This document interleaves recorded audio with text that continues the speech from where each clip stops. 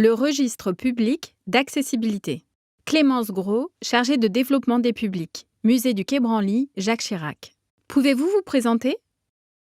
Je m'appelle Clémence Gros, je suis chargée de développement des publics ici au musée du Quai Branly Jacques Chirac et je coordonne aussi la politique d'accessibilité du musée depuis une petite dizaine d'années.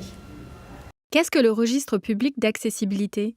Le registre public d'accessibilité, c'est un document qui présente le degré d'accessibilité d'un lieu et de ses différentes prestations. Par exemple, dans le cas du musée, ça présente l'accessibilité de ses différents espaces, de ses événements, de ses outils, de ses activités, pour permettre aux visiteurs de savoir exactement ce qui est accessible pour lui avant de venir. Donc le registre peut prendre différentes formes. Voilà par exemple celui du musée du Quai Branly Jacques Chirac. Il se divise toujours en trois grandes parties.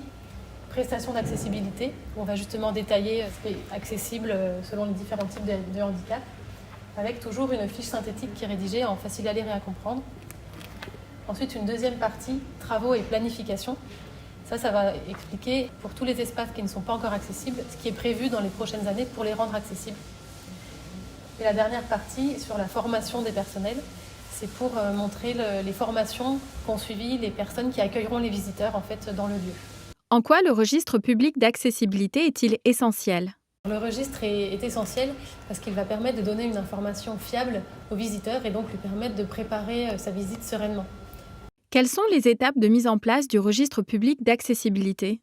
Donc pour mettre en place le registre d'accessibilité, il faut évidemment avoir d'abord une bonne vision de l'accessibilité de son lieu. Donc ça implique de savoir précisément quels espaces de son lieu, quelles activités, quels outils sont accessibles à quel type de handicap. Ça peut impliquer de faire venir des associations spécialisées pour être sûr de donner la bonne information et d'être sûr du degré d'accessibilité de son lieu.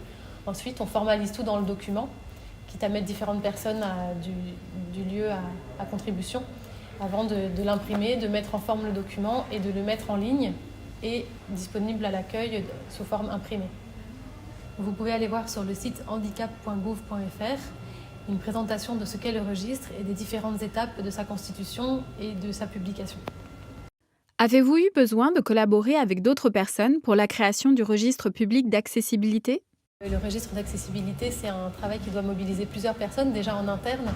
La partie sur l'accessibilité des prestations implique de s'adresser aux personnes qui connaissent le mieux les espaces, les activités, les outils. La partie sur la formation implique de solliciter la personne qui encadre la formation des personnels. Et la partie évidemment sur les travaux et planification implique le service du bâtiment ou les personnes qui gèrent justement les travaux. Donc c'est forcément quelque chose de collectif. Et on peut ensuite associer des associations représentantes du handicap ou des usagers eux-mêmes. Si on a un doute sur le degré d'accessibilité de quelque chose, de les solliciter pour qu'eux nous disent ce qui leur semble accessible et ce qui ne l'est pas. Quel conseil donneriez-vous à quelqu'un qui veut se lancer dans la constitution d'un registre public d'accessibilité ? Le premier conseil, à mon sens, c'est de vraiment solliciter les associations et les usagers eux-mêmes en situation de handicap pour qu'eux vous disent ce qui leur semble accessible ou pas dans votre lieu, et pour donner une information vraiment fiable. Un autre conseil, ce serait de penser à bien actualiser votre registre chaque année pour que l'information continue à être fiable. Remerciements. Clémence Gros, chargée de développement des publics, Musée du Quai Branly, Jacques Chirac. Logo. AHF Action Handicap France.